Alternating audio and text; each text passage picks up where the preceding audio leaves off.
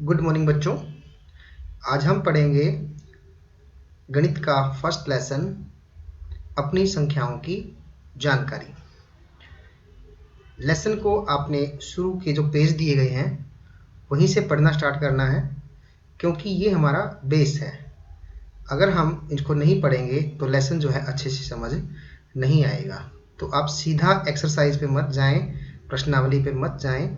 जो लेसन में शुरू में पेज दिए होते हैं आपको वो सब भी ध्यान से पढ़ने होते हैं, और पढ़ने के साथ साथ उनको समझना भी जरूरी है, क्योंकि पढ़ने का अर्थ ही होता है समझ के साथ पढ़ना। तो आइए इसको एक बार पढ़ लेते हैं।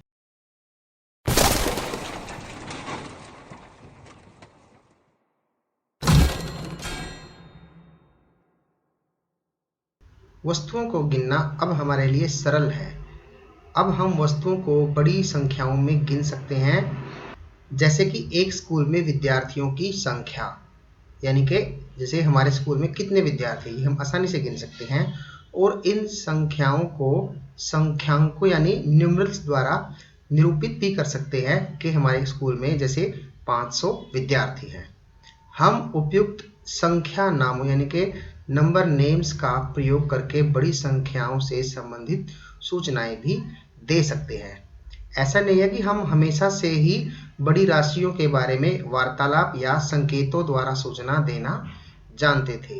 कई हजार वर्ष पहले लोग केवल छोटी संख्याओं के बारे में ही जानते थे। जैसे अब हम गिन लेते हैं ना कि 10, 20, 50, 100, हजार, लाख, करोड़ या मिलियन, बिलियंस के अंदर, ऐसे पहले नहीं था।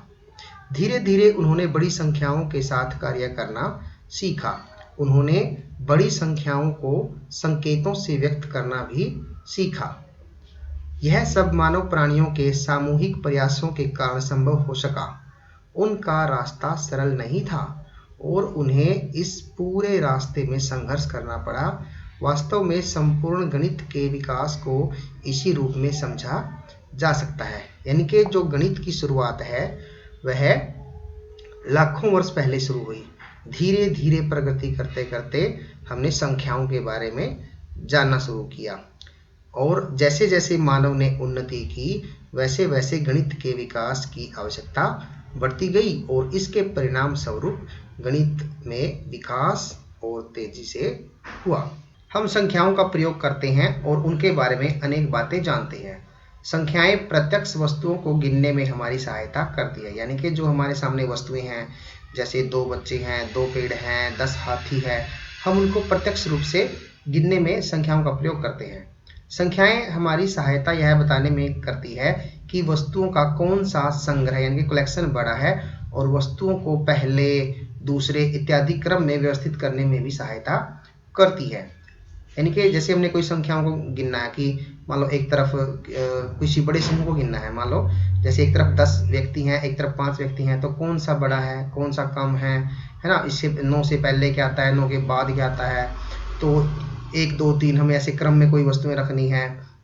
तो इस प्रकार हम वस्तुओं को उनको पहले, दूसरे या इत्यादि क्रम में इस प्रकार भी हम एडजस्ट कर सकते हैं। संख्याओं का विभिन्न संदर्भों में और अनेक प्रकार से प्रयोग किया जाता है। विभिन्न स्थितियों के बारे में सोचिए जहां हम संख्याओं का प्रयोग करते हैं। भिन्न 5 स्थितियों को लिखिए जिसमें हम संख्याओं का प्रयोग करते हैं। तो आप सोचें कि हम संख्याओं का प्रयोग कहां कहां पर करते हैं।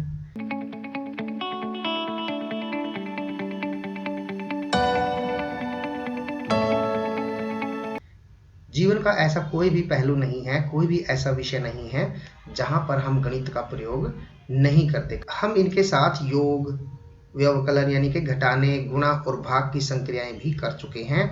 हम संख्या अनुक्रम यानी कि सीक्वेंस में प्रतिरूप यानी कि पैटर्न को देख चुके हैं। आज आप 5वीं कक्षा तक जो है संख्याओं के साथ अच्छी तरह से खेल चुके हैं। जैसे आप जोड़ करना जानते हैं, घटा करना जानते हैं, गुणा करना जानते हैं, भाग करना जानते हैं। तो ये सब संक्रियाएं आपको अच्छी तरह से आती हैं, और संख्याओं के साथ अनेक रुचिपूर्ण बातें कर चुके हैं। इस अध्याय में हम कुछ समीक्षा और पुनरावलोकन के साथ इन रुचिपूर्ण बातों पर और आगे कदम बढ़ाएंगे। यानी कि आपका जो चैप्टर है यहाँ से शुरू होता है। शुरू में क्या है, आपको 5 मिनट के लिए इसकी भूमिका बताई गई थी कि हम संख्याओं के साथ क्या क्या करते हैं। तो आइए इस चैप्टर को हम शुरू करते हैं, संख्याओं की तुलना। अब कंपैरिजन करना है हमें संख्याओं का, तो क्या करेंगे, हमें देखें ना कि कौन सी संख्या बड़ी है, कौन सी छोटी है, तो किस प्रकार करते हैं, आइए जानते हैं।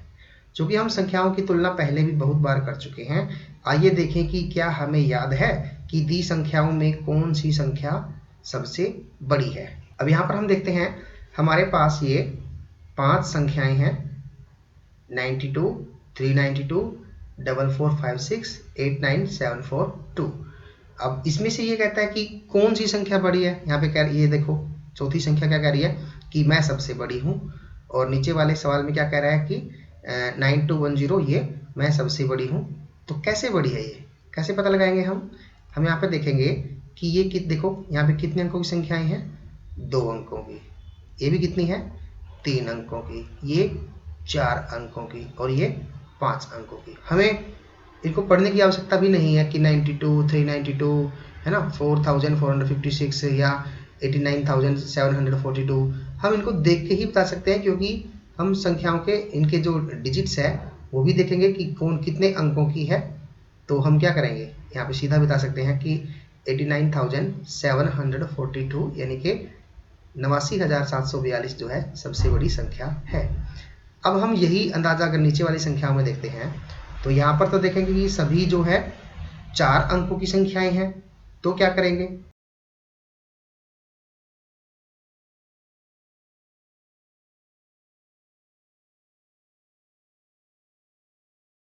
यहाँ पे जो पहली संख्या है वो है 19, आगे में भी 19, और इसमें 92, यहाँ पर 90, और यहाँ पर 92। तो सबसे बड़ी संख्या अगर हम इस हिसाब से देखें तो ये दोनों जो हैं इन सभी संख्याओं में सबसे बड़ी है।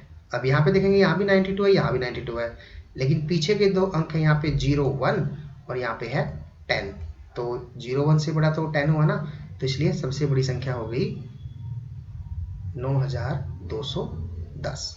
यहाँ तक मेरे ख्याल से सभी बच्चों को क्लियर है कि किस प्रकार हम संख्याओं को बड़ा या छोटे के रूप में जान सकते हैं। तो हम यहाँ उत्तर जानते हैं। अपने मित्रों से चर्चा कीजिए और पता कीजिए कि किसी संख्या समूह में वे सबसे बड़ी संख्या किस प्रकार ज्ञात करती है। अभी हमने जो तरीका अपनाया है कि इधर से हमने देखा कि 5 अंकों की संख्या जो है वो सबसे बड़ी है, और इसमें क्या हमें देखना पड़ा, इकाई और दहाई, या हमें कह सकते हैं कि हमें इकाई, दहाई, सैकड़ा, हजार, इन चारों अंकों पे जो है वो स्थान देखना पड़ता है कि कौन सी संख्या बड़ी है। तो इस प्रकार आप अपने मित्रों से भी जानेंगे कि वो किस प्रकार की संख्याओं को छोटा या बड़ा बताते हैं। आप उनसे कुछ उदाहरण देकर पूछिए।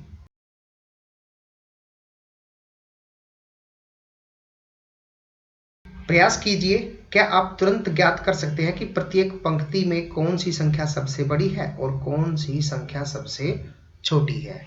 तो यहाँ पर हम देखेंगे सवाल नंबर जो 1 है हमारा, उसमें हमें संख्याएं बतानी है कि कौन सी सबसे बड़ी है और कौन सी सबसे छोटी।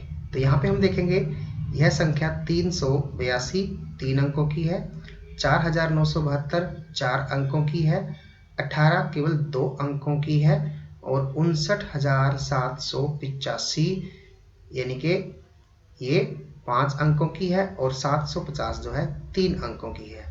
तो सबसे बड़ी संख्या कौन सी होगी, यहाँ पर हम डायरेक्ट रूप से बता सकते हैं कि 59,785 यानी कि 59,785 ये सबसे बड़ी संख्या है। और छोटी संख्या कौन सी है, छोटी संख्या यहाँ पे आप देखेंगे 2 अंकों की सबसे छोटी संख्या यहाँ पे दे रखी है 18, तो यह सबसे छोटी संख्या है। इसी प्रकार हम यहाँ पे देखते हैं सवाल नंबर 2 को। इसमें क्या दिया हुआ है, यहाँ पे देखेंगे यह संख्या जो है 1,473 4 अंकों की, 89,423 5 अंकों की, 100 3 अंकों की, 5,000 4 अंकों की, और 310 3 अंकों की। तो सबसे बड़ी संख्या कौन सी है, आप खुद ही अंदाजा लगा सकते हैं। 89,423 यहाँ पे सबसे बड़ी संख्या है। और सबसे छोटी, तो यहाँ पर हम देखेंगे कि 100 जो है वह 3 अंकों की, और इधर भी 310 जो है वो 3 अंकों की संख्याएं हैं। तो 100 और 310 में से यहाँ पर 2 संख्याएं दी है, 100 और 310। तो इनमें से कौन सी छोटी संख्या है? यस 100, तो यह सबसे छोटी संख्या हो गई। तीसरे सवाल में देखेंगे, यहाँ पे देखें, अब अंकों के आधार पर देखते हैं हम। सबसे बड़ी संख्या बताइए आप कौन सी है? यस बिल्कुल राइट, 75,284। 5 अंकों की सबसे बड़ी संख्या यहाँ पे दी गई है। और सबसे छोटी संख्या कौन सी है? देखें, 3 अंकों की संख्या ये है और ये भी 3 अंकों की संख्या है। तो 450 में और 111 में से कौन सी छोटी संख्या है? यस 111। तो सबसे बड़ी संख्या 75,284 और सबसे छोटी संख्या 1,111। आगे देखें, सवाल नंबर 4, इनमें से बताएं कौन सी संख्या सबसे बड़ी है? देखते ही पता लग रहा है ना। हाँ, 12,002, 5 अंकों की संख्या इनमें सबसे बड़ी है। तो सबसे छोटी संख्या कौन सी हुई? बिल्कुल सही, 3 अंकों की संख्या 124। क्या सरल था? बिल्कुल सरल था। क्यों था?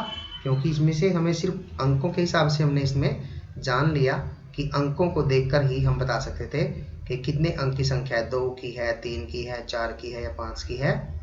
हम यहाँ केवल अंकों की संख्या को देखकर ही उत्तर ज्ञात कर सक पाए। तो सबसे बड़ी संख्या में अधिकतम 1000 थे और सबसे छोटी संख्या में 100 यानी कि सैकड़ों में अथवा दहाइयों में, 10 में भी थी।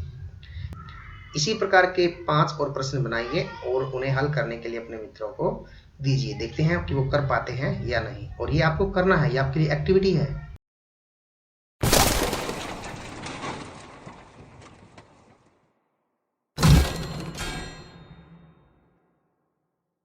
यहाँ तक हमने कर लिया है। अब आगे चलते हैं।